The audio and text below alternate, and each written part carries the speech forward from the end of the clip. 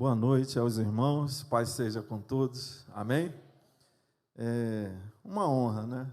Uma honra muito grande, sempre que nós temos o privilégio, a oportunidade de estarmos levando a palavra de Deus, levando o conhecimento da palavra de Deus, é sempre um motivo de alegria para nós.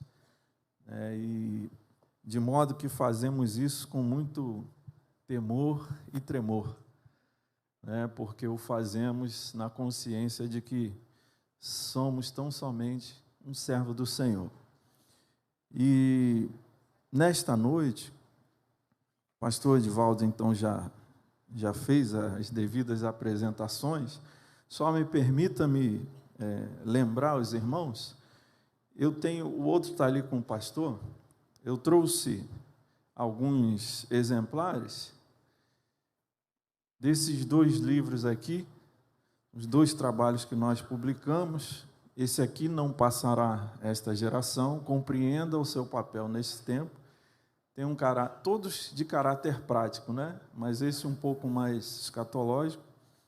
E esse mais recente, resgatando uma igreja perdida, né? Existe uma igreja, entre aspas, perdida dentro da igreja.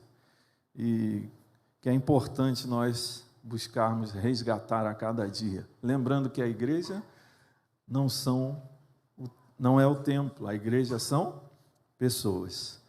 Então, o que quer que seja que precise ser resgatado, nós precisamos resgatar dentro de nós.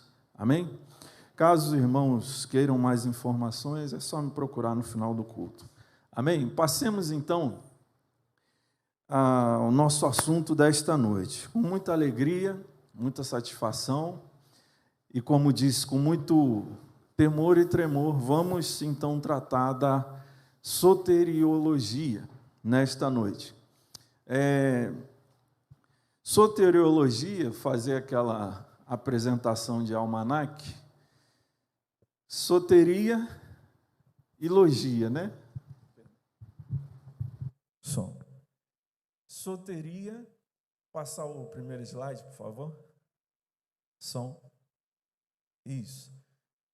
Então, a palavra soteria e a palavra logia formam a palavra soteriologia, que significa justamente isso, o estudo da salvação.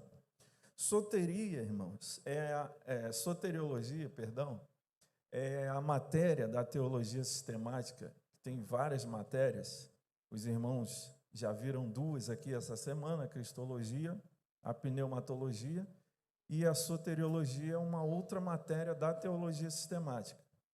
E essa matéria que trata justamente da salvação. E aí, eu creio que está bem visível aí para os irmãos, amém. Então, essa palavra aí, ó, soteria, que está grifada em amarelo, destacado, é a palavra salvação que nós lemos na nossa Bíblia. Conforme está escrito ali, ó, a palavra salvação é uma tradução do termo grego soteria. Pula aí, por favor, segundo. Isso. E aí, essa palavra, então, soteria, figura 45 vezes no Novo Testamento, sendo que 42 vezes ela é traduzida como salvação, ou seja, é o significado principal dela. Uma vez como liberdade, uma vez como saúde e uma vez como livrar. Então, isso aí é o básico do básico, né? Para você entender o que é soteriologia e do que ela trata. Então, é disso que nós vamos tratar nesta noite, dessa doutrina, então, da salvação. Seria ingenuidade ou presunção nossa pensar que nós poderíamos esgotar um assunto como esse numa exposição aqui como essa, né? Dado que num curso de teologia aí, minimamente nós estudamos uma matéria como essa por um semestre, né? tamanho a importância dessa matéria. Todas as doutrinas, obviamente, são importantes, todas as doutrinas bíblicas, mas a doutrina da salvação, pelo próprio nome já diz, é a doutrina central da nossa fé, né? Que fala justamente da nossa salvação em Cristo Jesus. Amém? Então, nós não temos aqui a pretensão de esgotar o assunto, nós vamos tratar aqui os pontos mais centrais da doutrina da salvação e abordar as principais perspectivas, as principais visões, né, do entendimento teológico acerca desse assunto. Então, vamos fazer panoramicamente, de modo que os irmãos saiam daqui com um entendimento mínimo acerca dessa doutrina e desse assunto, para que você possa fundamentar, porque o objetivo da teologia é esse. Existem muitos mitos, muitas lendas em torno da teologia, que estudar teologia enlouquece as pessoas, que esfria as pessoas, que as pessoas se desviam. Mitos, mitos, mitos, né? Na verdade, o que a Bíblia nos ensina é justamente o oposto. O meu povo é destruído porque lhe falta o conhecimento. A Bíblia é que nos ordena conhecer e prosseguir em conhecer o Senhor. Então, nós buscamos o conhecimento teológico não para nos ensoberbecermos, não para nos vangloriarmos ou nos tornarmos arrogantes, mas justamente para alicerçar a nossa fé, para que a nossa fé não seja levada, como diz o apóstolo Paulo, de um lado para o outro, por qualquer vento de doutrina. Por quê? Porque ela terá solidez e embasamento. Amém? Então vamos lá. Primeiro, pode pular, por favor? O próximo slide. Diante disso, então, irmãos, nós vamos tratar de salvação. Porém, antes de tratar da salvação propriamente dita, é preciso demonstrar do que e por que o ser humano necessita de salvação. Porque, convenhamos, é uma pergunta pertinente. Você chegar aí fora, a pessoa está vivendo a vida dela, não mata, não rouba, não se prostitui, enfim, trabalha, tem uma vida, entre aspas, honesta. Você precisa de salvação. Ele vai falar, por quê? Salvação de quê? Né? Então, antes de tratar da salvação, precisamos minimamente aqui tratar do que e por que o ser humano precisa ser salvo. E para isso precisamos passar aí, ainda que brevemente, pela origem do pecado, porque é aí que é a gênese da doutrina da salvação. A origem do pecado ou do mal. E aí, dentro desse assunto, avançando isso, nós temos então as seguintes proposições. 3 sentenças básicas para a gente entender de onde vem o pecado, de onde vem o mal que assola a humanidade e faz com que o homem, pecador, então, necessite ser salvo. Em primeiro lugar, Deus não pode produzir o pecado. Por quê? Porque Deus, ele é perfeito e bom, conforme a Bíblia nos apresenta.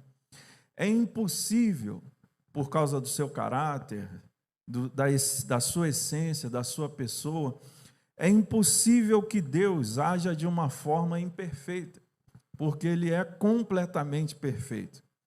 Então, é impossível que haja imperfeição, é impossível que haja qualquer resquício de algo mal em Deus ou em uma ação de Deus.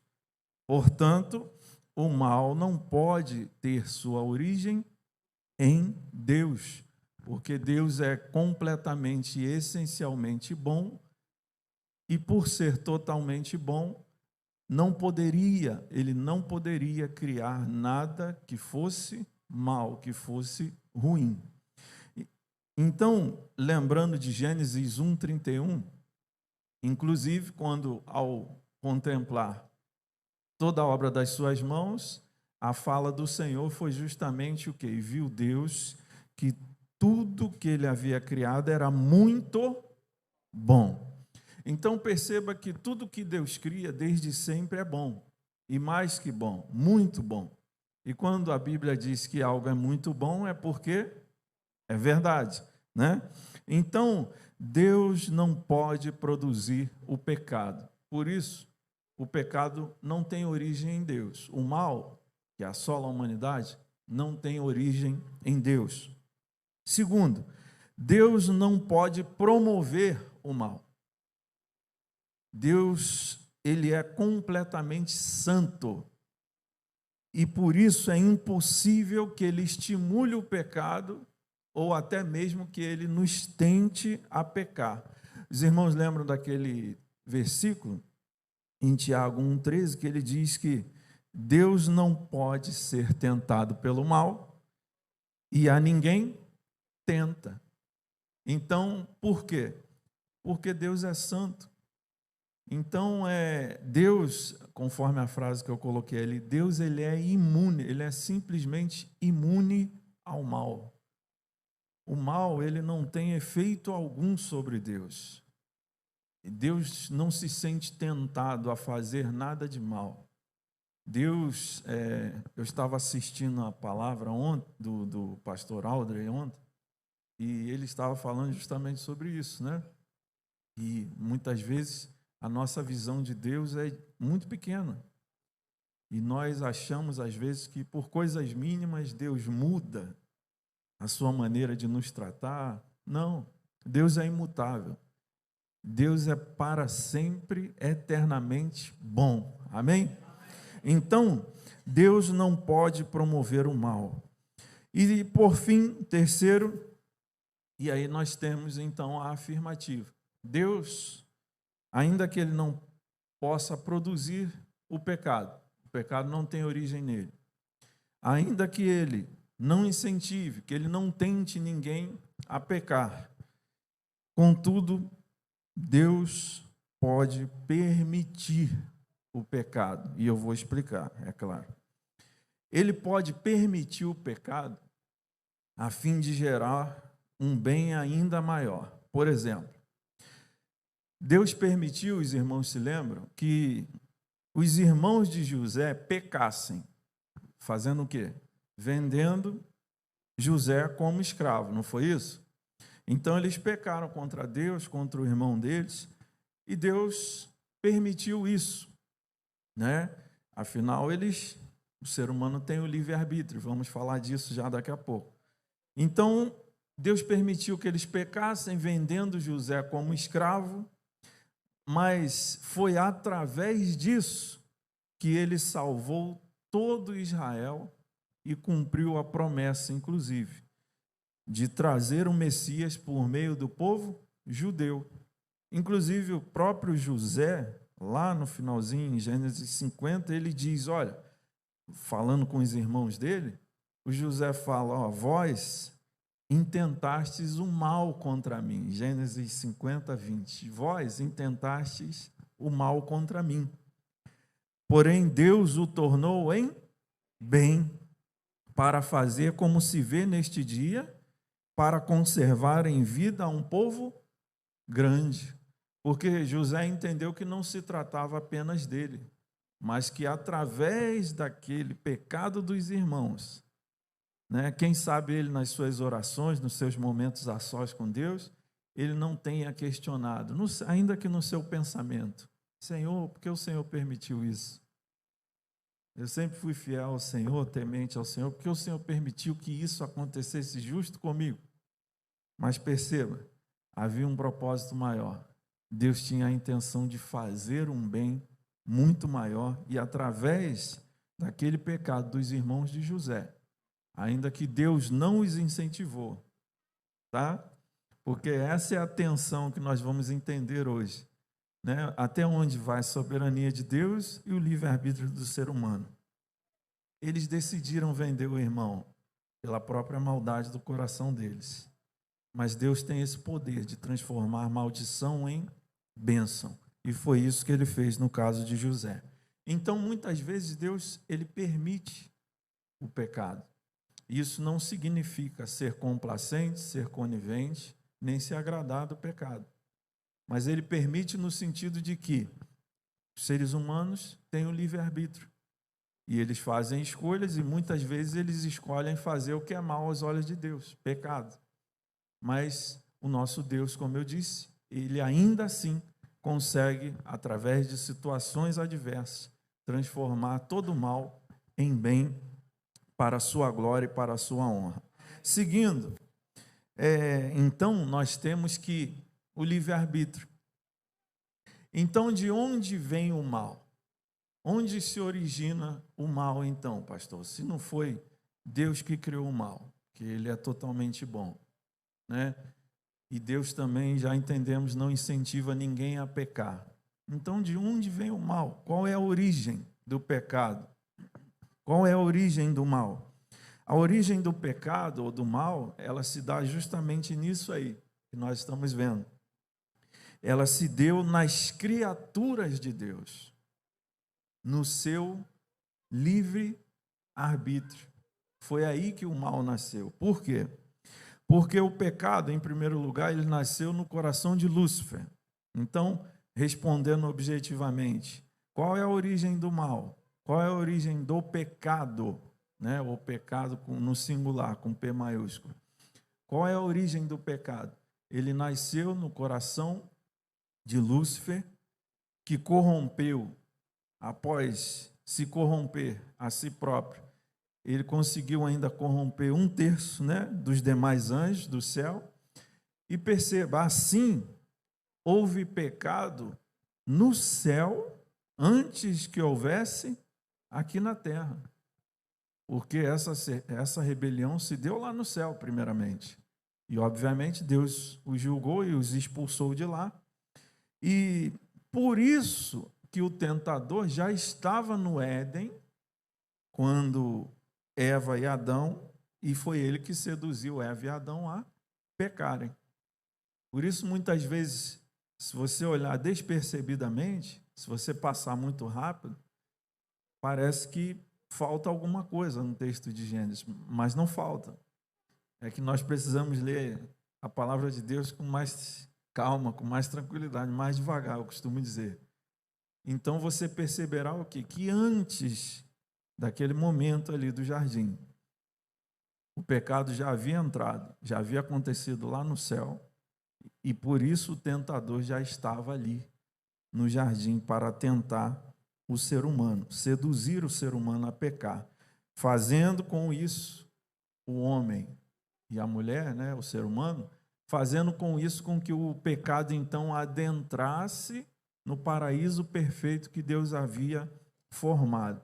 É importante reforçar que Adão, ele não foi forçado ou coagido. Vamos ver as perspectivas aqui da soteriologia e você vai entender por que eu estou falando isso. Porque Adão não foi forçado. Adão não era, o pastor Audrey falou ontem, ele não era uma marionete que Deus criou e obrigou ele. Não, você vai ter que pecar porque eu vou fazer isso, isso e isso. Como se houvesse esse determinismo, tivesse predestinado ele a pecar. Não.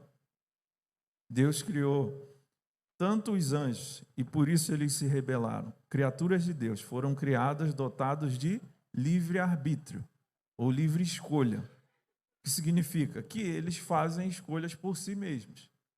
No caso dos anjos, como eles foram criados para serem eternos, uma vez que eles fizeram a escolha deles, as consequências da escolha são eternas também. Por isso que os anjos que se rebelaram eternamente, não tem mais arrependimento para eles. E os que permaneceram, escolheram ser fiéis ao Senhor, também permaneceram eternamente. Não tem como mais esses anjos caírem. Então, os caídos não têm como se arrepender, serem salvos, e os que permaneceram fiéis não têm mais como cair. Mas no ser humano, não. O ser humano, ele não necessariamente foi criado para ser eterno. Ele foi criado dentro do tempo, né? Dentro da temporalidade. E aí, o que acontece? Quando ele faz a sua escolha, existe ainda a possibilidade, porque Deus elaborou um plano de redenção, dando assim a possibilidade do ser humano ser redimido e ser salvo da maldição que ele mesmo trouxe sobre si. Então, Adão não foi forçado, ele não foi coagido, e ele também não fez uma escolha ao acaso, né? Como alguns gostam de colocar. O fato é que Adão, e Adão eu quero dizer aqui o ser humano, né? Adão e Eva, eles fizeram a sua escolha, eles tomaram a decisão por si mesmos, exercitando o livre-arbítrio. Conforme a frase ali sintetiza, nossas escolhas são causadas por nós mesmos. Então não tem esse negócio de, Deus determinou que eu fizesse isso. Deus determinou que eu casasse com a Fátima. Nada, eu que, tive que fazer a minha parte, né, pastor? Então, não há esse determinismo na palavra de Deus. Deus fez as suas criaturas, porém as fez dotadas de livre-arbítrio, com capacidade de fazer escolhas, boas e ruins. Deus não tem culpa se o ser humano muitas vezes escolhe justamente o caminho errado. Ok? Avançando aí então. E aí nós temos então os efeitos do pecado. E aí eu gostaria de ler aqui, brevemente, em Romanos capítulo 3, para que nós cheguemos então à conclusão do que aconteceu. Deus não criou o mal teve sua origem no coração de Lúcifer, depois ele veio, tentou o ser humano, que caiu, seduzido, escolheu o mal, fez a escolha pelo mal e caiu. E então nós temos as consequências disso, os efeitos que o pecado gerou a partir de então. Então, em Romanos capítulo 3, versículo 9, a partir do 9, diz assim, a minha versão é um pouquinho diferente, tá? Mas os irmãos podem acompanhar aí, não tem problema. E por quê? Versículo 9, pois que somos nós mais excelentes? De maneira nenhuma, pois já dantes demonstramos que tanto judeus como gregos, todos estão debaixo do pecado, como está escrito, não há um justo, nenhum sequer, não há ninguém que entenda, não há ninguém que busque a Deus, todos se extraviaram e juntamente se fizeram inúteis, não há quem faça o bem, não há nenhum só. A sua garganta é um sepulcro aberto, com as suas línguas tratam enganosamente. Peçonha de áspides está debaixo dos seus lábios, cuja boca está cheia de maldição e amargura. Os seus pés são ligeiros para derramar sangue, e em seus caminhos há destruição e miséria. E não conheceram o caminho da paz. Não há temor de Deus diante dos seus olhos. E aí, seguimos. 18, 23 agora, por favor. Porque todos pecaram e destituídos estão da glória de Deus. E aí, por fim, capítulo 5, versículo 12. Ok? Diz assim, portanto, como por um homem entrou o pecado no mundo, e pelo pecado a morte, assim também a morte passou a todos os homens, por isso que todos pecaram.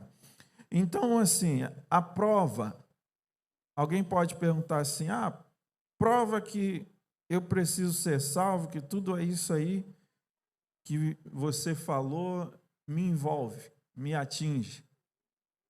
A pergunta é, ou a frase a ser dita é, você vai morrer um dia? Sim. Então, essa é a prova de que tudo isso aí te atinge. De que esse pecado, essa maldição que entrou através de Adão lá no Éden, alcança todo ser humano hoje. O simples fato de que todo ser humano morre um dia, por si só, já prova o que a palavra de Deus diz, que todos, de fato, pecaram e morrem justamente em consequências dos seus próprios pecados.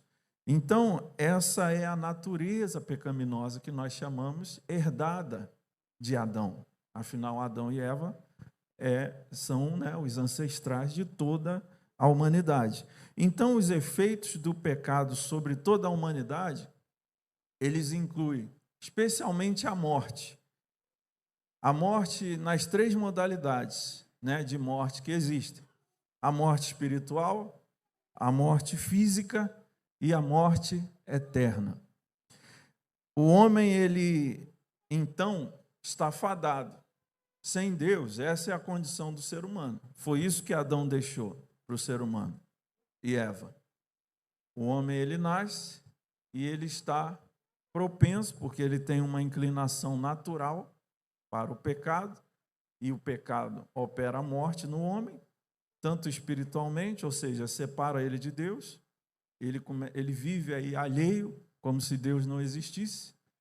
O pecado também mata o corpo, né? Ele vai deteriorando o próprio corpo físico do ser humano, e um dia todo ser humano acaba morrendo, fisicamente falando. E no caso, se nada for feito, todo ser humano que morre na condição de pecado ou de pecador, sem ser redimido, sem ser salvo, ele também padecerá da chamada morte eterna. E a morte na Bíblia, a ideia de morte na Bíblia não tem a ver com deixar de existir. Morte significa na Bíblia separação. Então, o que é a morte eterna? Não é sumir, deixar de existir. É simplesmente estar eternamente separado de Deus, que é a maior desgraça que uma pessoa poderia viver. Então, esse é o panorama. Vocês viram? O panorama não é dos bons, não é dos melhores, vamos combinar. Mas Deus, que é bom e amoroso, né, elaborou um plano. Se o homem é incapaz, essa é a condição do homem, ele não consegue sair dela sozinho. Não tem nada que ele possa fazer para reverter esse quadro, por ele mesmo, no seu próprio esforço. Ele necessita, então, de um Salvador maior, mais poderoso do que ele, que seja capaz de vencer o pecado, que amaldiçoa ele, e libertá-lo para sempre dessa maldição herdada de Adão e Eva. Alguém sabe quem é esse? O único, só tem uma pessoa que atende esses requisitos, que venceu o pecado e poderoso o suficiente para libertar o ser humano da maldição do pecado. Quem é ele?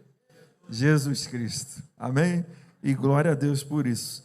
Então, essa é a situação do ser humano. E é aí que entra a doutrina da salvação. Vamos lá? E aí nós temos algumas visões, então, soteriológicas, né? Que são o quê? São as visões acerca dessa doutrina bíblica que vai tratar disso, então. De toda essa condição do ser humano, chegamos aqui à conclusão lógica de que ele precisa ser salvo. Caso contrário, ele está amaldiçoado e não vai ficar bem para ele. Então, as pessoas, os pensadores, os eruditos, os homens de Deus do passado, do presente, eles elaboraram essas tentativas, né? Essas visões, esses sistemas teológicos, na tentativa de explicar ou de compreender a doutrina que está na Bíblia da salvação. Irmãos, vale dizer uma coisa: sempre que nós não entendemos alguma coisa na Bíblia, o problema nunca está na Bíblia. Porque a Bíblia não tem erros. Amém? A Bíblia é inerrante, ela é a palavra de Deus. Deus não erra. Não tem uma vírgula sem propósito na Bíblia. Tudo na Bíblia faz sentido para Deus. Às vezes não faz para a gente. E aí o que nós temos que fazer? Fazer o que a Bíblia manda, meditar. A Bíblia não é um livro para ser apenas lido, né? Como se lê um jornal ou as notícias do esporte. A Bíblia é um livro para ser estudado, para se debruçar sobre ele. Por isso, o Senhor disse para Josué: olha, medita nas palavras desse livro de dia, de noite. O salmista, no Salmo 1, diz, olha, o homem bem-aventurado é aquele que medita na lei do Senhor, dia e noite. O meditar ali está ligado à ideia do boi ruminando a grama, né? Você vê que ele fica um tempão. Então essa é a ideia. Nós precisamos nos debruçar, nos esmerar na palavra de Deus, para que possamos extrair dela, porque não é um mero texto, não são meras palavras humanas, mas é o poder de Deus. A Bíblia fala que o Evangelho é o poder de Deus para salvação daquele que crê. Amém? Então, irmãos, dessa necessidade do homem ser salvo é que surgem então as visões teológicas dessa doutrina da salvação. E aí, a primeira que nós vamos abordar aqui, apresentar, é o arminianismo. O que é o arminianismo? É uma teologia, perceba, está tudo dentro da doutrina da salvação, soteriologia. Só que dentro da soteriologia você tem as ramificações, as chamadas escolas de pensamento, na tentativa que cada um fez de explicar como acontece esse processo de salvação, então, na vida do ser humano. Então, dentre as principais, nós temos, então, em primeiro lugar, o arminianismo, que é o quê? É uma teologia, ou foi uma teologia elaborada pelos seguidores do teólogo reformado holandês Jacob Arminio, que viveu lá no século XVI. O pensamento de Arminio foi expresso no livro que ele escreveu chamado Remonstrância, que significa protesto, né? E foi lançado em 1610, um ano após a morte de Arminio. Então, ele morreu de tuberculose em 1609, e em 1610, o livro dele, que se chamava Protesto, em português, foi publicado. E em que consistia isso? Era justamente uma resposta à doutrina que nós vamos ver em seguida, depois dessa, né? Ou ao sistema, a visão teológica que nós vamos ver em seguida, que é o calvinismo. Então, ele publica, né, o seu ponto de vista, e aí a visão dele, então, ela está representada ali no acróstico. O acróstico é uma espécie de sigla, né? E ali está em inglês, né, naturalmente. Facts, está ali, né? O verdinho ali. O facts. É uma espécie de sigla. Por que facts? Porque facts em inglês são fatos, né? E qual era o objetivo dele? Apresentar os fatos da salvação. Então, ele criou essa sigla. Essa é uma estratégia que a gente usa até hoje, né? Quando a gente quer memorizar uma coisa. Então, a gente cria uma sigla que aí facilita a gente memorizar aquilo que é a informação que a gente quer guardar. E em que se resumia, então, os facts, ou os 5 pontos do arminianismo, chamado clássico conforme Armínio defendeu? Em primeiro lugar ali, o F. E aí, já traduzido, né, obviamente.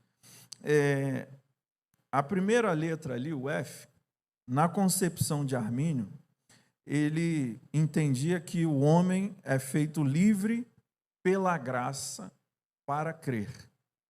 Então, ou seja, o homem ele nasce em pecado, o ser humano nasce em pecado, no sentido de que ele herda a natureza pecaminosa, mas ele, por si mesmo, ele não pode buscar a Deus. Ele não tem condição, né, de buscar a Deus por si mesmo. Então, o que acontece? Deus dá a graça para ele antes da conversão, para que ele possa ter a condição, então, de buscar a Deus. Porque se não fosse a graça de Deus, no sentido de dar a ele condição de buscar a Deus, nem isso ele conseguiria fazer por si mesmo. Mas, perceba, nessa visão, Deus não interfere na vontade dele. Deus dá uma graça antecipada, digamos assim, só para que ele pudesse ter condição de buscar a Deus. É o homem quem vai decidir se ele quer crer em Jesus ou não, ok? Então, esse é o primeiro ponto aí da visão defendida pelo arminianismo clássico. Segundo ponto, o A ali, né? A todos expiação. O que significa isso? Na visão de Armínio, ou dos seguidores dele, né, que desenvolveram esse sistema, Cristo morreu por todos. E mais que isso, ele morreu por todos e por cada um dos homens. Parece uma redundância, né?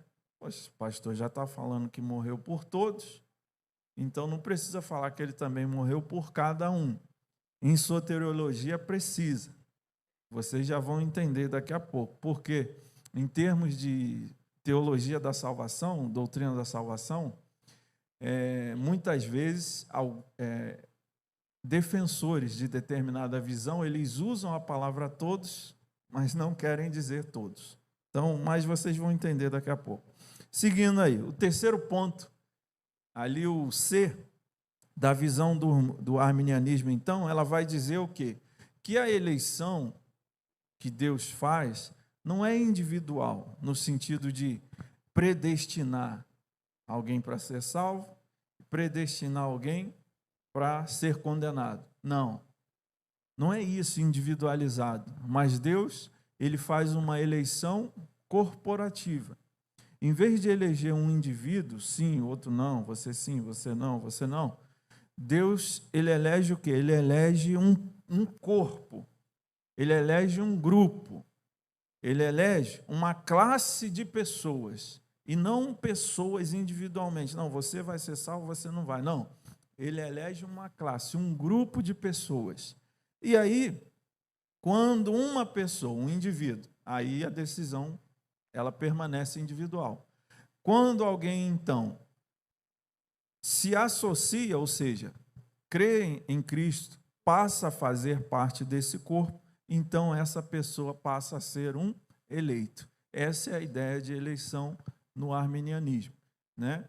Deus, ele elege um corpo, um grupo de pessoas, que obviamente ele sabe de tudo, ele sabe quem vão ser, mas ele não elege individualmente. E aí cabe ao ser humano, exercitando o seu livre-arbítrio, decidir se quer crer no Senhor, se recebe ou não a fé em Cristo, e aí, consequentemente, passa a fazer parte desse corpo, então.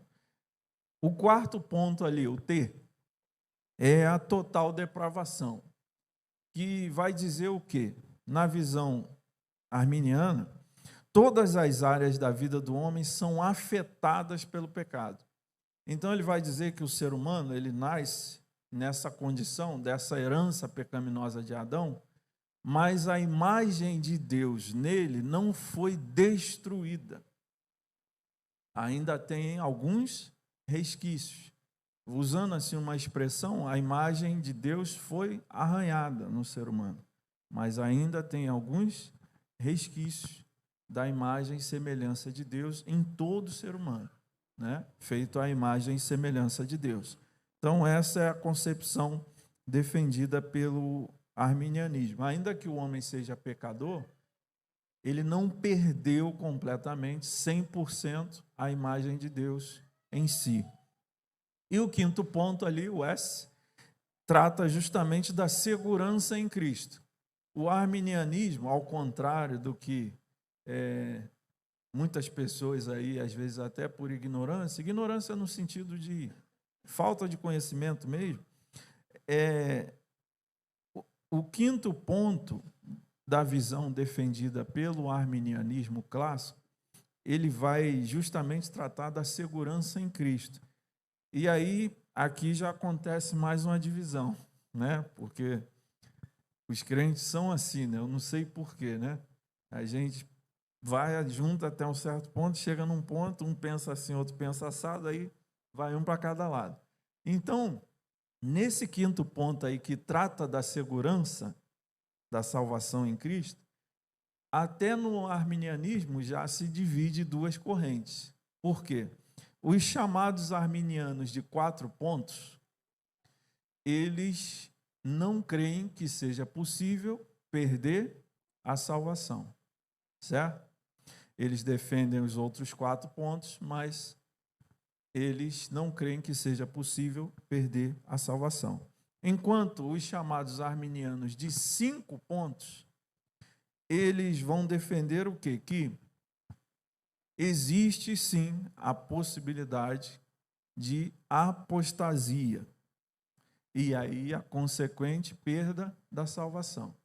Então, aqui já tomba, né, um primeiro mito muito comum que a gente encontra e ouve por aí, que é essa ideia de que no arminianismo, eu estou falando o arminianismo na visão das pessoas que elaboraram a visão, né? Não no populacho aí que se fala por aí, internet, nada disso, né? Então, assim, na visão do arminianismo, conforme as pessoas que elaboraram essa visão apresentam, eles consideram a possibilidade de perda de salvação, mas isso não é por qualquer banalidade. Isso não é por qualquer trivialidade. Isso não é acordou de manhã salvo, dormiu não salvo. Aí acordou no outro dia salvo de novo, não é isso, né? Esses homens eram homens sérios, estudiosos, homens que se debruçavam na palavra, profundos conhecedores das línguas originais. Ninguém escreveria uma bobagem dessa. Então, a possibilidade que os arminianos de 5 pontos defendem da perda da salvação é exclusivamente em caso de apostasia.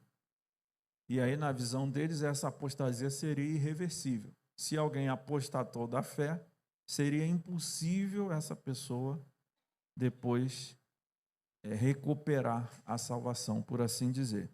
Então, essa, basicamente, é a visão do arminianismo. E aí, o arminianismo ele tem, basicamente, 2 variações, 2 tipos, né, de arminianismo. Porque alguém pode dizer, eu sou arminiano. Tá, mas de qual linha? Porque existem pelo menos 2 aí que a gente pode listar. Uma é a chamada clássica, que é basicamente essa que eu apresentei para os irmãos, e tem também o arminianismo wesleyano. O wesleyano ele tem esse nome porque John Wesley ele teve contato com as ideias de Armínio e deu a sua própria os seus próprios contornos, acrescentou algumas coisas, modificou algumas coisas, e aí se tornou um arminianismo wesleyano, que é uma visão diferente da que o próprio Armínio defendeu, que é chamado de arminianismo clássico. Então, você tem essas 2 variações aí. A principal diferença é o quê? É que no caso do arminianismo wesleyano, né, eles creem que a apostasia que eu falei, que para os arminianos clássicos seria irreversível, alguém apostatou da fé, é impossível essa pessoa voltar. O wesleyano não, ele vai entender que a pessoa se apostatou, mas se ela se arrepender sinceramente, ela pode recuperar a salvação de novo, certo? Então, a diferença básica é essa daí. Essa visão soteriológica, como que isso nos alcança? Quais movimentos foram influenciados por essa visão aí soteriológica arminiana? Especialmente congregacionais, batistas, metodistas, pentecostais em geral, os chamados movimentos holiness, né, de santidade, Igreja do Nazareno, outros ramos de metodismo também, e o movimento de renovação carismática. Então, todas as denominações, digamos assim, que se incluem nesses grupos aqui que eu citei, ou em alguns desses grupos, elas foram influenciadas, elas são influenciadas na questão da doutrina da salvação pela visão arminiana, E aí pode variar, né? O wesleyano ou clássico, ou uma mistura, né? Que aqui no nosso país tem muito isso, tudo é muito misturado, né? Tudo é muito mesclado, mas basicamente é isso, as influências estão ali, ok? Então, seguindo aí, então vamos à segunda visão soteriológica. Aí nós chegamos ao calvinismo. E aqui, irmão, vale dizer, não há predileção, né? No final da palestra os irmãos vão entender meu posicionamento, mas e para que ficasse bem imparcial, né? Eu vim apenas apresentar as visões, eu coloquei em ordem alfabética, tá? Então esse é o único motivo do arminianismo ter sido primeiro, tá? Para que fique bem claro, certo? Então temos aí o calvinismo, que, a exemplo do arminianismo, está também representado na sigla ali, ó, no acróstico, TULIP, que significa, em tradução, né, uma tulipa mesmo, uma flor, né? Então, da mesma maneira que o arminianismo, essa síntese aí da ideia calvinista, aliás, me faltou dizer aqui, né? Se o arminianismo ele surgiu baseado em Jacó Armínio, o calvinismo ele baseia-se em quê? Nos ensinos de João Calvino, né? Embora ele mesmo, Calvino, não tenha criado isso aí que nós conhecemos hoje como calvinismo. Mas o seu discípulo, o discípulo de Calvino, chamado Teodoro Beza, ele formulou, né, ele contribuiu, ele meio que encabeçou, né, um movimento que houve lá no século XVII, no chamado Sínodo de Dort, né, uma espécie de assembleia lá, onde eles discutiram essa doutrina da salvação e, então, eles chegaram a essa síntese aí, esse resumo. Basicamente é isso. Inclusive, como uma resposta à visão anterior que a gente viu. Então, os seguidores de Armínio apresentaram aquela visão que nós acabamos de ver, e aí os seguidores de Calvino, eles viram a necessidade, eles sentiram a necessidade de responder aquilo de alguma forma, e é dessa reunião deles, desse movimento deles, é que surge essa segunda visão soteriológica. E aí nós temos, então, esses chamados 5 pontos do calvinismo, né? Primeiro ali, novamente, a sigla está em inglês, mas eu coloquei ali em português, né, para a gente entender. Então, o primeiro ponto ali, ele vai tratar da depravação total. Você vai falar, pastor, mas é a mesma coisa que o outro defendia lá. Não. Um tem uma ideia de depravação, o outro aqui agora tem outra. Nessa visão calvinista aí, depravação total do ser humano, na visão do calvinismo, quer dizer o quê? No outro diz que a imagem de Deus foi arranhada. Nessa aí, não. Ele entende que a imagem de Deus foi destruída. O homem pecador, na visão calvinista, ele não tem mais nada, resquício nenhum de Deus. Ele é totalmente maligno, pecador, não tem nada, não ficou nada. O pecado destroçou a imagem de Deus nele. Então, ele, por causa disso, ele é incapaz de entender e de receber a verdade do Evangelho. Essa é a condição do homem. Ele está literalmente morto em todos os sentidos. Essa é a ideia que o calvinismo apresenta, então, de depravação total. O segundo ponto ali, aí ele vai tratar da eleição incondicional. Se o homem está morto, se a imagem de Deus foi destruída, o homem não tem como nem entender a mensagem do Evangelho, nem receber, né, a verdade do Evangelho, como então que ele vai ser salvo? Como que ele pode ser salvo? Então, na visão do calvinismo, aí Deus vai então executar aquilo que eles chamam de eleição incondicional. O que significa isso? Trocando em miúdos, que Deus determina e predestina soberanamente, ou seja, segundo a sua própria vontade, uns para a salvação e outros para a condenação, né? E aí não tem outro jeito, torce para você estar do lado de cá, porque nessa visão aí não cabe você, né? Não tem jeito, não tem jeito. Então, essa é a visão de eleição. Então, essa eleição é incondicional, não se baseia em nada que o homem faça, se o homem crê ou não, não importa. Deus elege soberanamente, antes do ser humano vir ao mundo, etc., etc., ele já decidiu quem vai ser salvo, quem vai ser condenado e acabou. Então, essa é a visão defendida aí pelo calvinismo. Terceiro ponto ali, a expiação limitada.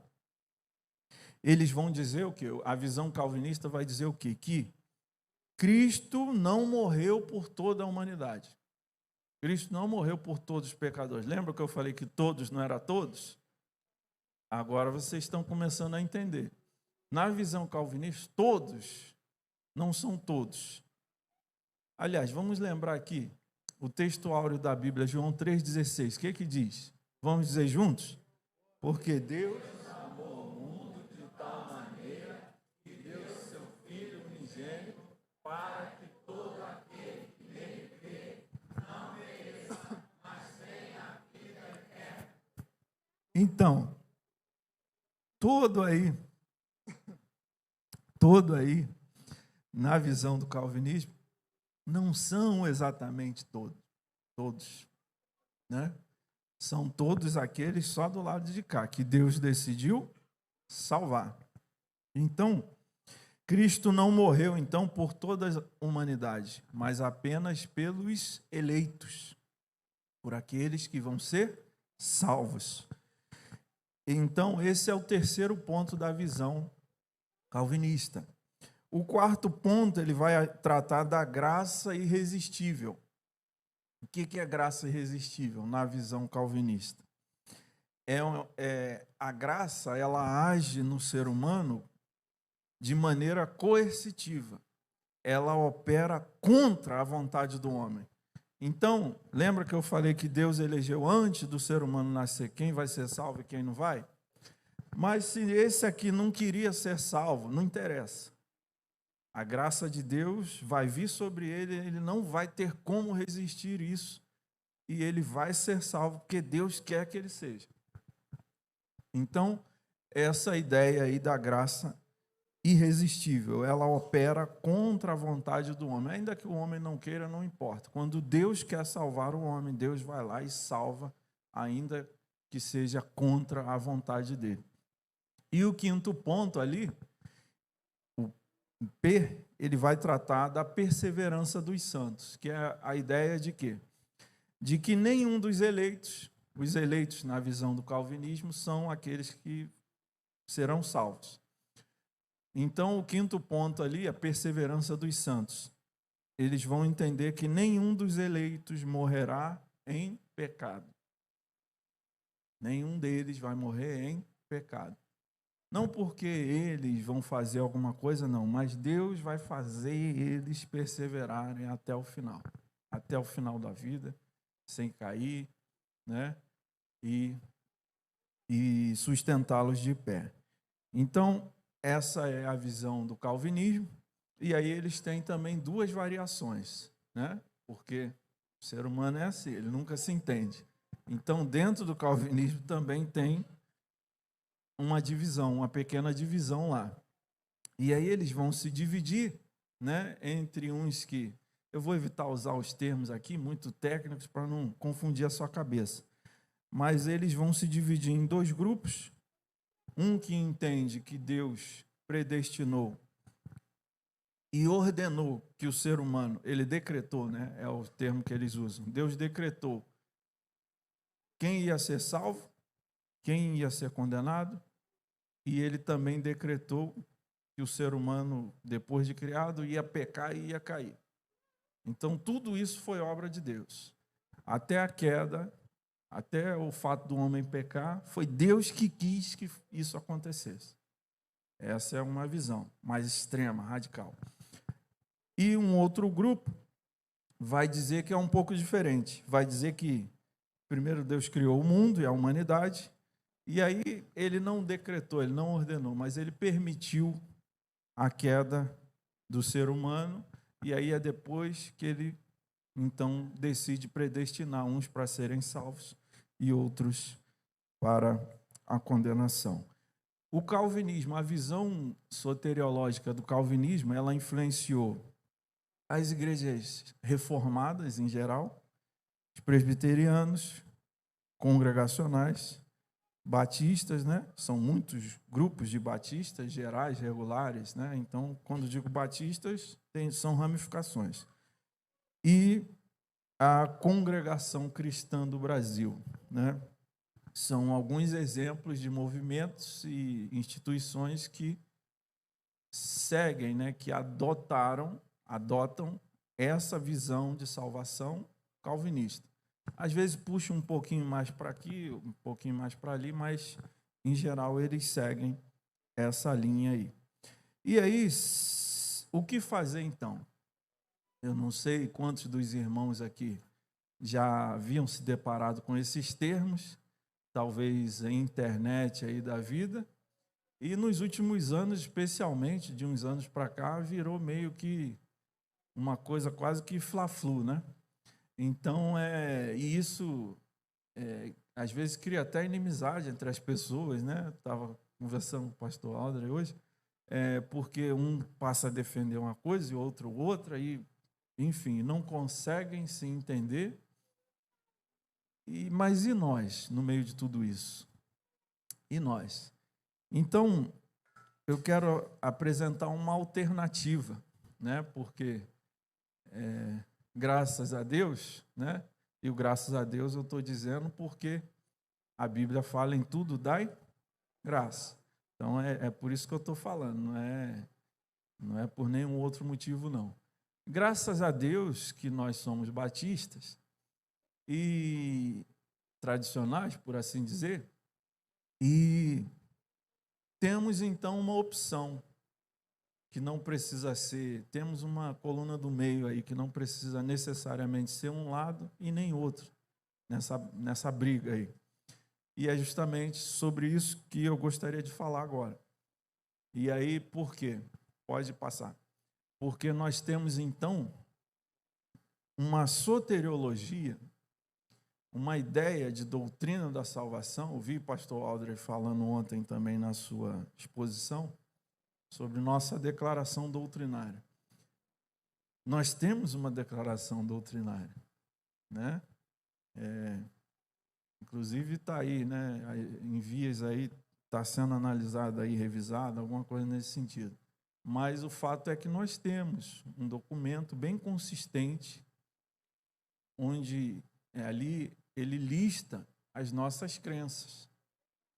E aí, vamos então, eu quero apresentar para os irmãos, caso os irmãos ainda não conheçam, uma soteriologia batista tradicional, né? Uma soteriologia batista tradicional, que é uma visão não necessariamente arminiana, não necessariamente calvinista. E de onde vem isso? Os irmãos devem saber minimamente que foram os missionários oriundos da Convenção Batista do Sul, dos Estados Unidos, que foram os responsáveis pela implantação desse segmento, né, de batistas, porque existem outros, como eu disse, mas desse segmento que está representado aqui no Brasil há mais de 115 anos, pelo que nós conhecemos como a Convenção Batista Brasileira, da qual nós fazemos parte. Então, desde o início do trabalho batista no Brasil, sempre houve entre os batistas defensores de ambas visões, do arminianismo, do calvinismo, e alguém que não necessariamente abraçasse uma coisa ou outra, né? Sempre houve. E até uma postura, né, nossa, da nossa convenção, lá desde a origem, de não de permitir uma certa liberdade no tocante a isso, no que diz respeito a essa doutrina, para que cada um, né, tenha a sua possibilidade de seguir a visão que achar melhor, entendendo que essa é uma questão secundária e que não fere nenhum princípio da nossa fé. Mas oficialmente, a CBB, então, ela nunca se posicionou doutrinariamente como arminiana, nem como calvinista. Nunca. Os irmãos podem pesquisar aí depois. Nesses 115 anos, desde que ela foi instituída, em 1907, ela nunca se posicionou, olha, na declaração lá, doutrinária. Nossa soteriologia é arminiana, nossa soteriologia é calvinista. Não, nunca. O que havia e ainda há, porque havia e ainda há um motivo para isso. E qual é o motivo? Porque nós, os batistas tradicionais, nós sempre tivemos a nossa própria soteriologia. E quando eu digo isso, nós, eu estou me referindo aos missionários lá primeiro, né? E nós somos oriundos dele, por assim dizer, né? Do movimento que começou com eles. Então, sempre tivemos a nossa soteriologia. E a declaração tradicional, que é um documento oficial da Convenção Batista do Sul dos Estados Unidos, da qual nós descendemos, vamos dizer assim, institucionalmente falando, ela adota essa chamada declaração tradicional, né? Declaração tradicional. Esse é o nome do documento mesmo, declaração tradicional. E aí estão elencados os 10 pontos da fé dos batistas tradicionais acerca da doutrina da salvação. E ali nós temos, por exemplo, nós vimos lá eleição, um elege, quem vai ser salvo, quem o outro vai ser condenado, e o homem é isso, e o outro destruiu, o outro arranhou a imagem de Deus. O que a declaração tradicional batista diz? Primeiro lugar, primeiro ponto, primeiro artigo, é o Evangelho, trata do Evangelho. Então, os batistas tradicionais, eles vão entender o quê? Que o Evangelho, que é o poder de Deus para a salvação, como nós falamos, ele é boa nova. Não é isso que o Evangelho significa? Ele é boa nova para todo pecador. Por quê? Porque nas visões, em alguma das visões que a gente viu, o Evangelho não é boa nova para todo mundo. Se você for um eleito, é uma boa nova. Mas se você não for, tem nada de bom nessa notícia. Concorda? Mas não é isso que a palavra de Deus nos apresenta. O Evangelho é boa nova para todo pecador. Todo. Porque na soteriologia batista, no entendimento batista tradicional da salvação, todos podem ser salvos. Amém? Que Deus é poderoso para salvar todo aquele que crê no Senhor e Salvador Jesus Cristo. O segundo ponto, então, é o que? Ele vai falar da pecaminosidade do homem. E qual é a ideia dos batistas acerca desse assunto? Foi destruída, foi arranhada a imagem de Deus. A ideia é a seguinte, que nós herdamos uma natureza pecaminosa de Adão.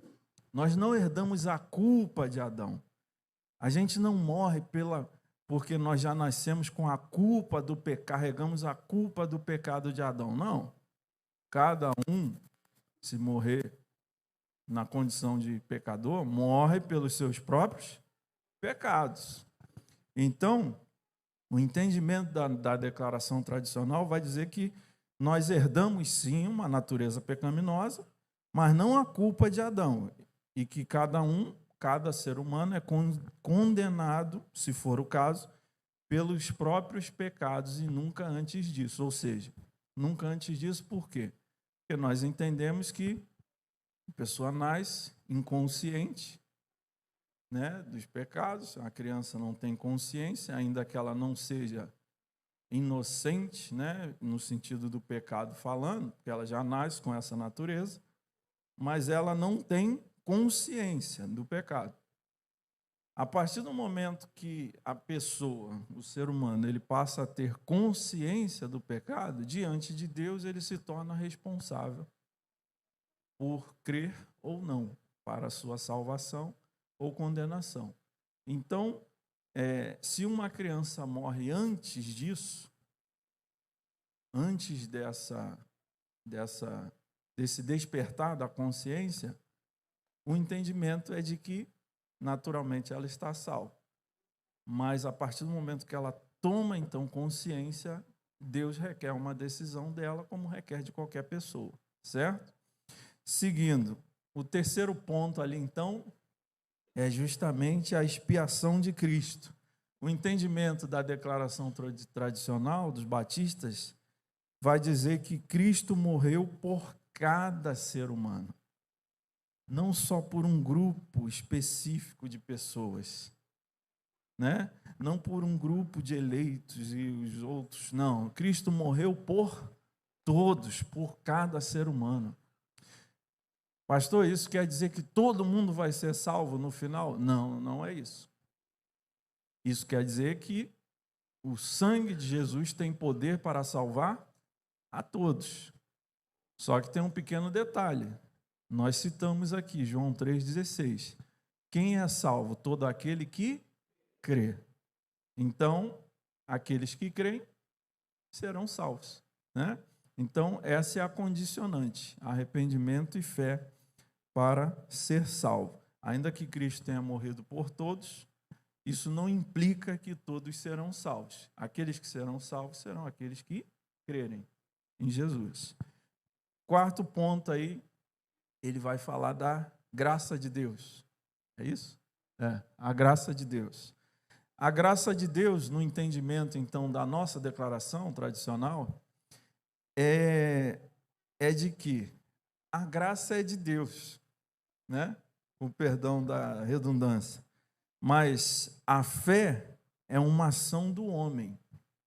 Então, assim, a salvação é graça, é pela graça, é pela bondade de Deus, né? A vida é graça de Deus. Na verdade, se nós formos olhar, quase tudo ao nosso redor é graça de Deus. Mas ainda assim, o homem precisa crer. João 3,16 de novo, ele precisa crer. Ele precisa, a fé é uma ação do ser humano. Ainda que Deus tenha graça e dê graça suficiente para salvar a todos, porque esse é o desejo de Deus, a Bíblia fala, Deus deseja que todos os homens sejam salvos, mas lá no comecinho nós falamos, como as criaturas de Deus foram criadas, dotadas de livre-arbítrio, então Deus espera o quê? Que elas reajam a essa graça, crendo, e aí serão salvos, ou, inclusive, tendo a opção de decidir não crer, de rejeitar a oferta de salvação que o Senhor está fazendo. Isso é livre-arbítrio. Então, esse é o quarto ponto. O quinto ponto, né? Ali está difícil. A regeneração do pecador. Qual é o nosso entendimento acerca disso? A regeneração trata do novo nascimento. É que, primeiro, é necessário o quê? Que o pecador se arrependa e creia.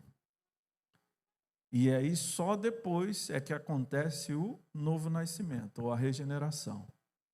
Não tem como alguém ser regenerado antes de se arrepender e de crer. Para que haja novo nascimento, é necessário que o pecador manifeste arrependimento e fé. E aí, então, o Espírito Santo poderosamente faz aquele homem, aquela mulher pecadora nascerem do Espírito. O sexto ponto, então. O sexto ponto é a eleição para a salvação. Tem eleição na nossa declaração doutrinária, mas não de determinismo nem de predestinação. A eleição, ela é o plano de Deus, é o plano da graça e do amor de Deus para salvar os pecadores, não para condená-los. Deus não elegeu pessoas para irem para o inferno, mas Ele elege para salvação. A eleição de Deus trata da intenção de Deus e do seu desejo, como já citei aqui o texto de Timóteo, de que todos sejam salvos e cheguem ao conhecimento da verdade. Então, na nossa visão, a eleição ela é prova do amor de Deus, né? Para salvar, não para condenar os pecadores. O sétimo ponto trata da soberania de Deus. E aí, se Deus é soberano, quer dizer que ele tem o controle de todas as coisas, sim ou não? Inclusive da salvação. Agora, estar no controle, perceba, jogo de palavras, estar no controle não significa estar sob o controle dos outros. Porque algumas visões que nós passamos aí querem escravizar Deus debaixo do seu sistema. Do tipo, não, se Deus fizer isso, então ele não é soberano. Deus, para ser soberano, tem que fazer isso, isso e isso. Quem disse? A sua visão soteriológica? Que a palavra de Deus não diz isso. Ela apresenta um Deus que é soberano, sim, que controla todas as coisas, mas, como nós dissemos e temos dito aqui, que ele criou, dotou suas criaturas de algo chamado livre escolha, ou livre-arbítrio. Então, isso não fere a soberania de Deus em absolutamente nada. Ele continua lá no mesmo lugar, né, onde ele esteve, está e estará por toda a eternidade. O trono de glória, exaltado acima de tudo e de todos. Essa é a posição do nosso Deus. Seguindo aí o ponto 8, então, ele trata do livre-arbítrio do homem. Esse é um ponto caríssimo da nossa fé no tocante à salvação. E nós, né, os batistas tradicionais, não abrimos mão disso. Né? Por isso, eu mesmo não me sinto muito confortável, né, com determinados sistemas teológicos, visões que nós vimos aí, porque fica uma coisa, não, se você crê nisso, então não tem livre-arbítrio. Se você crê naquilo, você tem que renunciar a isso. Não, eu creio na Bíblia. E na Bíblia, o que a Bíblia me apresenta é que mesmo o homem caído, ele ainda possui o dom do livre-arbítrio libertário. O que significa isso? Livre-arbítrio libertário quer dizer que, no mínimo, o homem tem duas escolhas. Não pode ser menos do que isso. Porque, pense comigo, se você só tem uma opção, isso não é escolha. Se você é forçado por mim a entregar o seu celular, coagido, forçado, obrigado, isso é escolha? Isso é livre-arbítrio? Não. Se você sai aí pela rua, é só hipoteticamente, tá? Uma ilustração. Se você sai aí pela rua e um assaltante aponta uma arma para você e fala, me entrega o seu celular. Você vai entregar. Mas foi uma livre escolha? Não foi. Então, para nós, para haver livre-arbítrio de verdade, é necessário que haja a possibilidade de pelo menos duas escolhas que o homem possa fazer livremente. Livremente. Senão, não é livre-arbítrio. Se você é salvo porque Deus te obriga a ser salvo, você não tem livre-arbítrio. Certo? Se Deus te coage de alguma forma, te força, não, você vai por esse caminho aqui porque eu quero que você vá. Você não tem livre-arbítrio. E esse não é o Deus que a Bíblia revela para nós. Então, o homem, ainda que caído, pecador, ele tem, sim, ele possui o dom do livre-arbítrio que foi dado por Deus a todas as suas criaturas. Amém? O 9º ponto, ele trata da segurança da salvação, a segurança do crente, né? Para os batistas tradicionais, via de regra, sim, nós temos a segurança da salvação. Ela está garantida não pelo que nós fazemos. E aí, nesse sentido, eu vou soltar aquela famosa frase, né? Posso, pastor? Uma vez salvo, para sempre salvo. Sabe por quê? Porque a minha salvação não depende de mim. E glória a Deus por isso. A base da nossa salvação, o autor e consumador da nossa fé é quem? Jesus.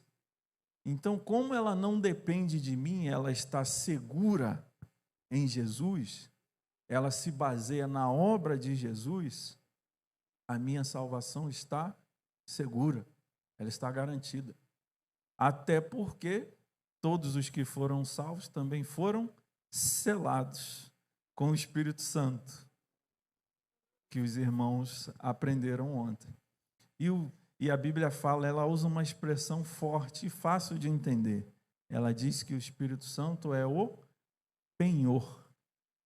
O que é o penhor? Você vai lá, você não, alguém vai lá na Caixa Econômica e penhora alguma coisa. O que ele faz? Ele deixa lá uma joia, algo de valor, e pega uma determinada quantia. Por quê?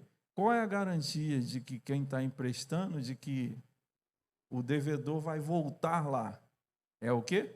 É o penhor que ele deixou lá. Jesus não nos devia nada. Nós é que devíamos. Ele nos deu a salvação de graça, mas para que a gente não tivesse dúvida nenhuma, ele falou, tá bom, vou deixar algo empenhado com vocês então.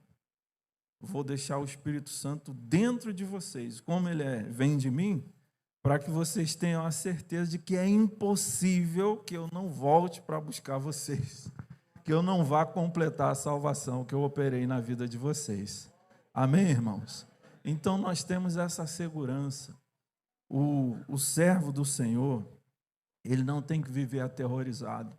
Nós eventualmente pecamos, sim, no sentido de pecados no plural, cometemos erros. Mas o pecado, aquele que nós vimos lá no começo, esse a palavra diz que não tem mais domínio sobre nós. Ninguém aqui mais é escravo do pecado. Amém? Ainda que nós cometamos pecados, erros, falhas, não somos infalíveis, estamos no processo de santificação. Mas domínio, escravizados pelo pecado, só você lembrar a vida que você vivia, né? Sua vida pregressa, e olhar para a sua vida agora. O pecado não tem mais domínio sobre vós. Amém? Então a nossa salvação está segura no Senhor. E por fim, né? Não, tem o 10º ponto lá. Por fim, o 10º ponto defendido pela declaração tradicional é justamente a grande comissão. Eu dou graças a Deus, de novo, né? Que a Bíblia diz em tudo, é graça.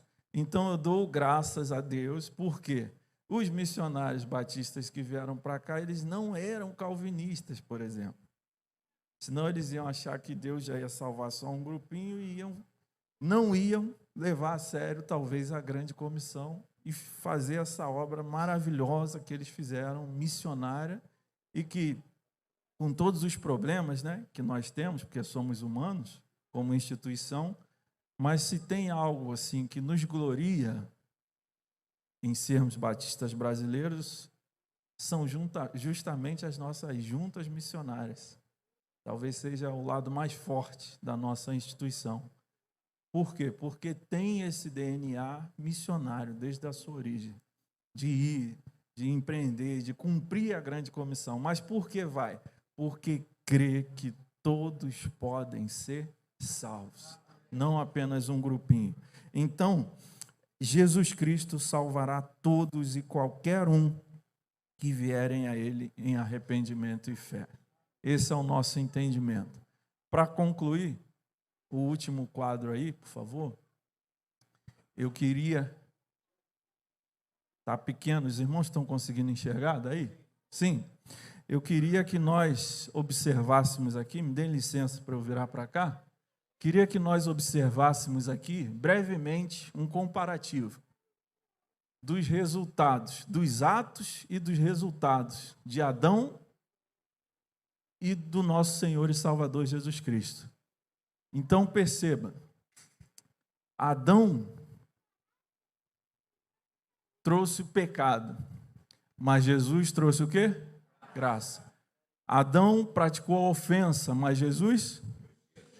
Adão desobediência, e o Senhor Jesus? Adão trouxe morte para todos, mas Jesus? O pecado, Por causa de Adão, o pecado vem sobre todo ser humano, mas por causa de Jesus, a graça vem sobre todos. Por causa de Adão, o pecado reina sobre todos, mas por causa de Jesus, a graça reina sobre todos. Por causa de Adão, todos foram feitos pecadores, mas em Cristo, todos foram feitos justos. Por causa de Adão, o juízo veio sobre todos.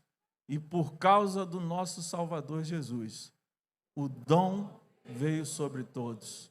Por causa de Adão, a condenação veio sobre toda a humanidade. Mas em Cristo Jesus, a justificação veio para todos. Amém? Você pode aplaudir ao Senhor? Louvado seja o nome do Senhor e Salvador Jesus. Amém?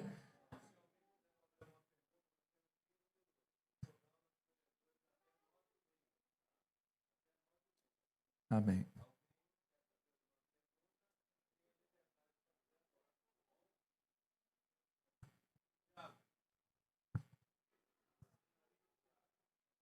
Boa noite. Pastor, o senhor apresentou os 5 pontos dos facts do arminianismo e o quarto ponto, se não me engano, é a depravação total.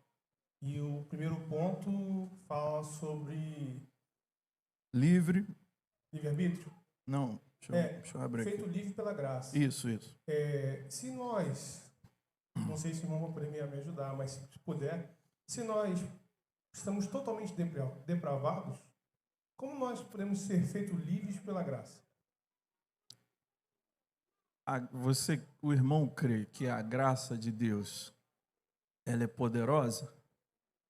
Não, eu estou falando assim, no sentido que na humanidade em geral, se estamos totalmente depravados sem Cristo, essa condição da graça, ela seria momentânea, alcançaria o ser humano momentaneamente para que ele pudesse ter um entendimento naquele momento, ou ela está a todo momento na vida do homem, caminhando em todo momento da sua vida? Então, mas essa aí, o irmão está partindo de uma premissa de que, perceba a frase que o irmão usou, se somos totalmente depravados. Essa é uma premissa da visão calvinista.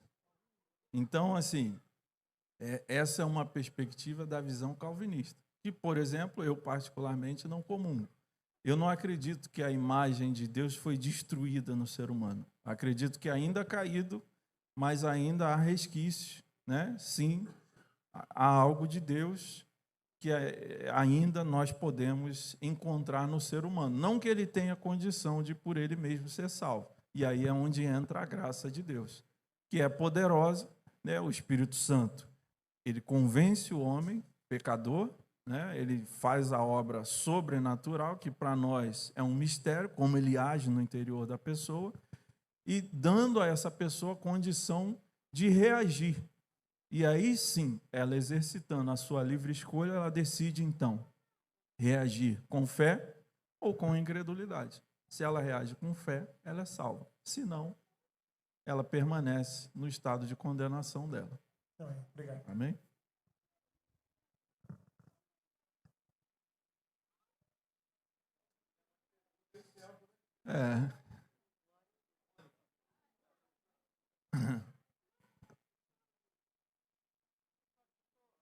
Boa noite.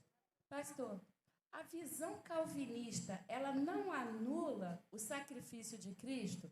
Porque se todos já foram, alguns, né, foram eleitos e outros não, ou seja, para que veio Cristo se aquele que já morreu no pecado vai continuar no pecado, não será salvo?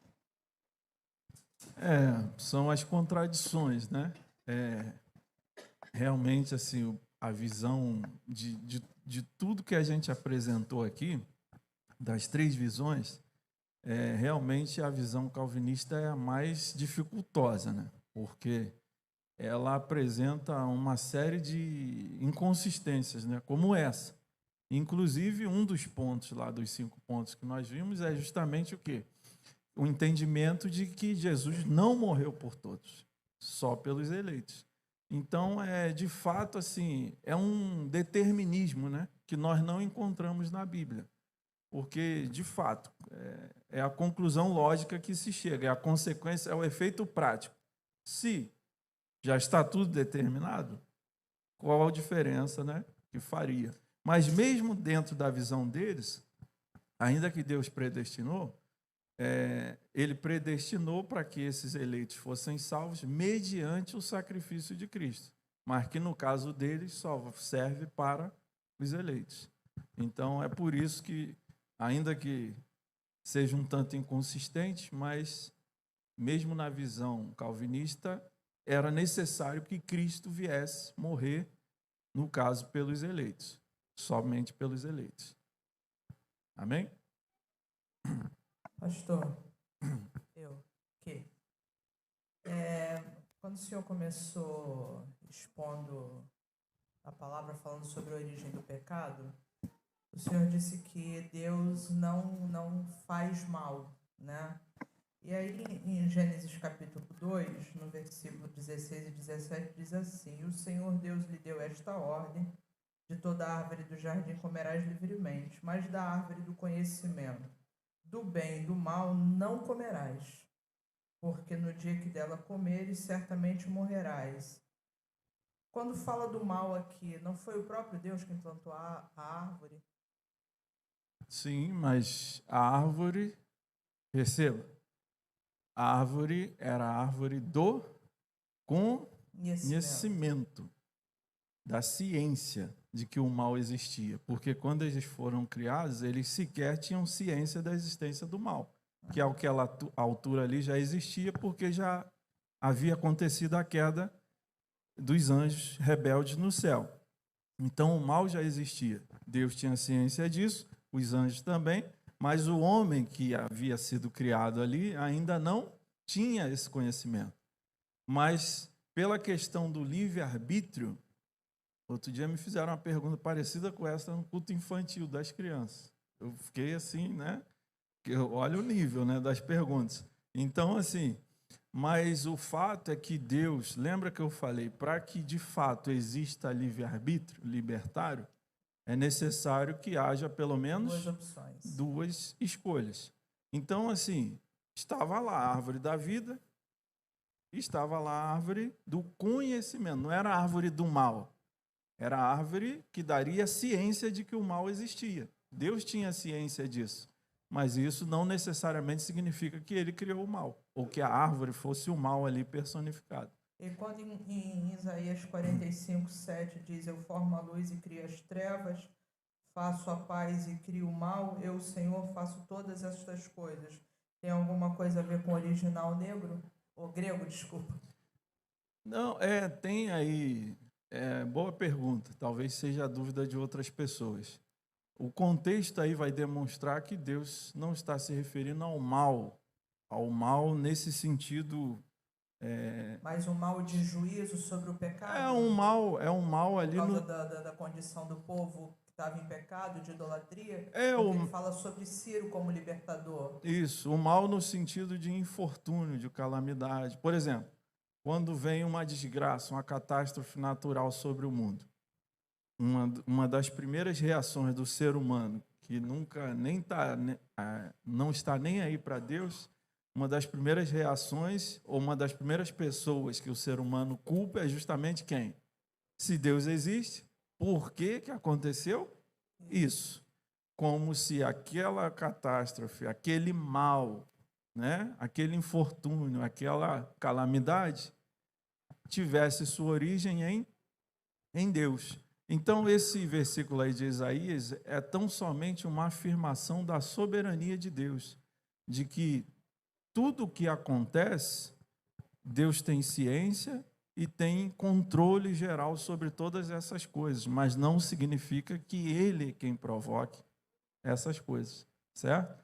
Como eu disse, Ele ter todo o controle não implica que tudo o que acontece seja Ele, porque Ele criou criaturas livres que tomam decisões e decisões que desencadeiam consequências. Então, quando o povo de Israel que vai para a Babilônia, enfim, que tem todo aquele cenário de guerra, né? Todas aquelas mortes e mortes terríveis, por sinal. Uhum. aquilo ali é Deus simplesmente atribuindo juízo sobre uma nação que se voltou contra o Senhor, que virou as costas para o Senhor. Não quer dizer necessariamente... Eu estou falando isso porque tem muitas pessoas que acham que, entre outras nações, né, como a guerra que está acontecendo agora, e entre tantas outras guerras que houve antes, que essas guerras elas eram promovidas pelo Senhor de forma aleatória, como se fosse o Senhor quem estivesse promovendo, ou que o Senhor não se importasse, né, com as pessoas que morriam. Então, para isso, para quem olha e não conhece o Senhor, vê isso como Deus produzindo mal, né? Então, é só para às vezes as pessoas entenderem que é um juízo diante da atitude do homem dentro do seu livre-arbítrio. O juízo não é isso? É um juízo que sempre vem depois de muita longanimidade. Muita longanimidade. Né? Muita paciência. No caso deles, aí, 490 anos, Deus ali, eles quebraram a aliança, traíram a Deus, se rebelaram contra Deus, caíram na idolatria. Enfim, fizeram tudo o contrário do que eles tinham se comprometido a fazer com Deus. Chegou num dado momento, veio o juízo. Ok, obrigado, pastor.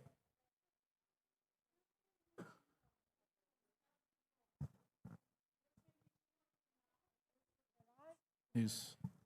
E eu queria entender um pouquinho sobre isso. Deus permite o mal na nossa vida? Permite. Não significa que o mal venha dele, como eu disse. Ele permite, mas assim, perceba, o mal que advém sobre nós, ele sempre tem uma origem, ou em escolhas propriamente ditas nossas, ou de terceiros. O mal, por assim dizer, os problemas, as dificuldades, as tribulações, via de regra, podem haver exceções, mas via de regra são sempre o quê? Consequências, né, ou efeitos de decisões que nós mesmos tomamos ou de outras pessoas. No caso lá de Jó, é um caso bem específico, né, onde ali há uma aprovação do Senhor, né, para com ele. E o Senhor permite que o mal viesse sobre ele, mas perceba que ao final lá da vida dele, daquele processo ali todo que ele vivenciou, como eu disse, né, veio um bem maior para ele, e um bem maior ainda, porque por causa do exemplo e da lição dele que está registrada na Bíblia, é que você e eu, por exemplo, encontramos fé para suportar aqui o mal que também vem muitas vezes sobre nós, com a permissão de Deus, né?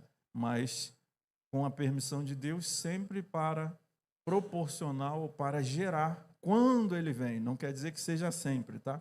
Mas quando Deus permite que o mal venha sobre nós, é sempre com uma intenção de gerar um bem muito maior. Um bem muito maior. De ensinar, uma pedagogia, tudo isso aí. Amém?